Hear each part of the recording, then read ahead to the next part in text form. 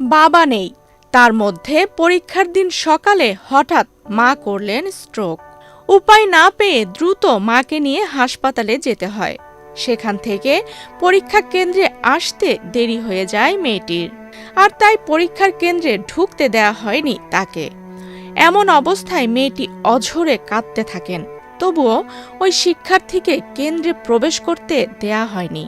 ২৬শে জুন বৃহস্পতিবার এইচএসসি পরীক্ষার প্রথম দিনে রাজধানীর মিরপুরে অবস্থিত সরকারি বাংলা কলেজ কেন্দ্রের ঘটনা এটি। হঠাৎ করেই মা স্ট্রোক করায় দেরিতে পরীক্ষা দিতে আসা মেয়েটির নাম আনিসা আহমেদ।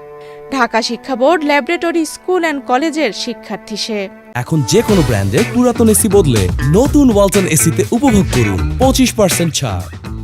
অনেক কাকুতি মিনতি করার পরও কেন্দ্র সচিবের মন গলাতে না পারায় শেষ পর্যন্ত আনিসা পরীক্ষা দিতে পারেননি।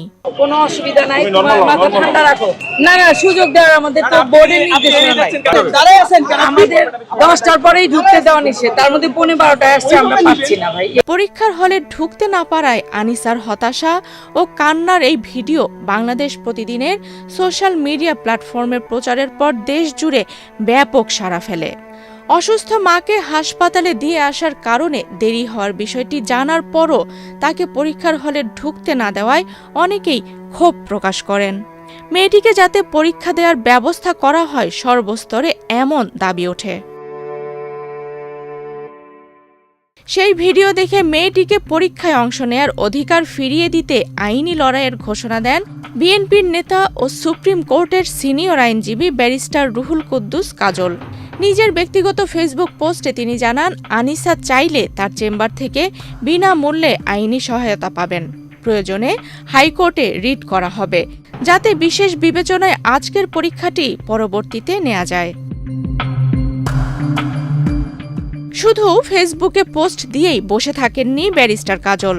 আনিসার ঠিকানা ও মোবাইল নম্বর সংগ্রহের জন্য বাংলাদেশ প্রতিদিন সহ বিভিন্ন মাধ্যমে যোগাযোগ করেন। শেষ পর্যন্ত তিনি এইচএসসি পরীক্ষার্থী আনিসা, তার অসুস্থ মা এবং কলেজের অধ্যক্ষের সঙ্গে কথা বলতে সক্ষম হন। এ বিষয়ে এক ফেসবুক পোস্টে ব্যারিস্টার কাজল জানান, বাংলা কলেজের জাতীয়তাবাদী ছাত্রদল কর্মী শিব্বির আহমেদ উসমানী তাকে যোগাযোগ করিয়ে দিয়েছেন। সুপ্রিম কোর্ট বার অ্যাসোসিয়েশনের সর্বশেষ নির্বাচিত সাধারণ সম্পাদক ব্যারিস্টার কাজল বলেন, আমি বিশ্বাস করি ঢাকা শিক্ষা বোর্ড মাননীয় শিক্ষা উপদেষ্টা মানবিক বিবেচনায় আনিসার পরীক্ষা দেওয়ার ব্যবস্থা করে তার শিক্ষা জীবন অব্যাহত রাখতে সহযোগিতা করবেন। ব্যারিস্টার কাজল ছাড়াও আরও অনেকেই আনিসার পাশে দাঁড়ানোর জন্য বাংলাদেশ প্রতিদিনের সঙ্গে যোগাযোগ করেছেন।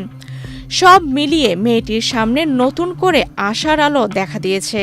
সব জটিলতা কাটিয়ে পরবর্তী পরীক্ষা থেকেই আনিসা কেন্দ্রে বসতে পারবেন এবং বিশেষ ব্যবস্থায় তার প্রথম পরীক্ষা নেওয়া হবে, এমনটাই প্রত্যাশা সকলের।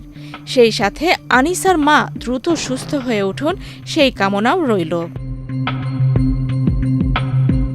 আফসানা রিপা, বাংলাদেশ প্রতিদিন।